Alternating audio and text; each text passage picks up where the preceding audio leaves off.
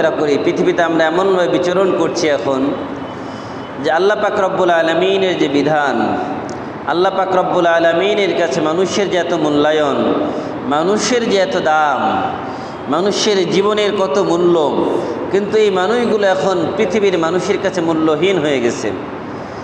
এই পৃথিবীতে মানুষগুলো এখন মূল্যহীন, মানুষের জীবনের কোনো মূল্য নেই।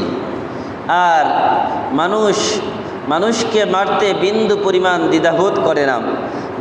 মানুষকে মারতে গিয়ে একবারও চিন্তা করে না যে আচ্ছা আমি যে মানুষকে মারছি এর শাস্তি আমার জন্য কি হতে পারে।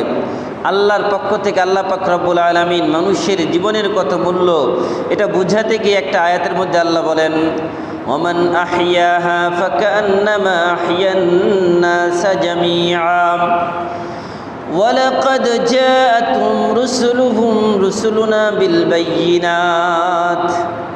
আমরা ইদানিংকালে কিছু বিষয় আমাদের দৃষ্টিগোচর হচ্ছে যে মানুষ এতটা পাগল হয়ে গেছে, এতটা উন্মাদ হয়ে গেছে যে ভাইকে হত্যা করছে, সেটা প্রকাশ্যে দিবালোকে ছুরি হাতে, অস্ত্র হাতে, রামদা হাতে দিয়ে মানুষের সামনে কুপিয়ে কুপিয়ে হত্যা করছে।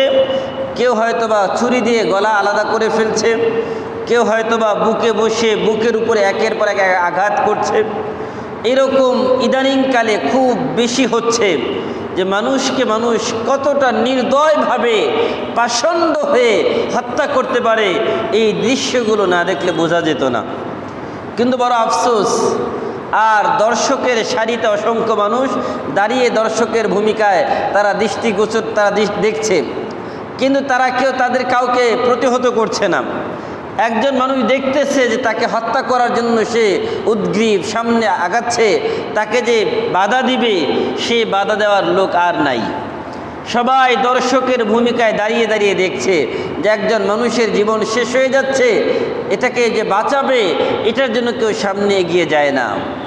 এই জন্য আল্লাহ পাক বলেন, ওমান আহইয়াহা ফাকান্নামা আহইয়ান নাস জামিআ।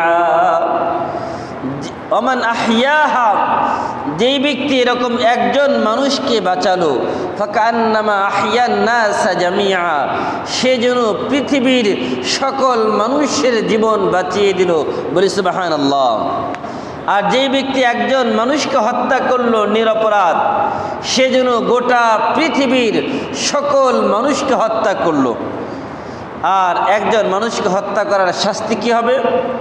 আল্লাহ পাক রব্বুল আলামিন বলেন, ওমা কানা লিমুমিনিন আন ইয়াকতুলা মুমিনান ইল্লা খাতাআ ওমান কাতালা মুমিনান খাতাআন ফাতাহরিরু রাকাবাতিন মুমিনা।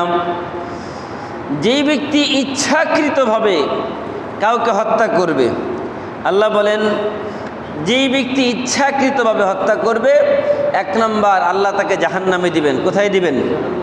1 নম্বর তাকে জাহান্নামে দিবেন।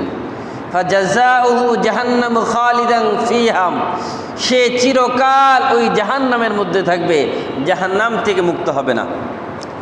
এই জন্য সমাজের মানুষগুলোর ভিতরে আর মনুষ্যত্ব নাই। এখন সবাই মনুষ্যত্বহীন হয়ে গেছে, মানুষের ভিতরে বিবেক নাই, বিবেক বর্জিত সমাজ হয়ে গেছে এখন। এই জন্য মানুষ অন্যায়ের পথ বেছে নিয়েছে, হায়ানার পথ বেছে নিয়েছে। আল্লাহ তাআলা আমাদের সকলকে এই সকল বিবেক বর্জিত, আল্লাহ তাআলা অন্যায় কাজ থেকে আমাদেরকে বিরত রাখুন, বলেন আমিন।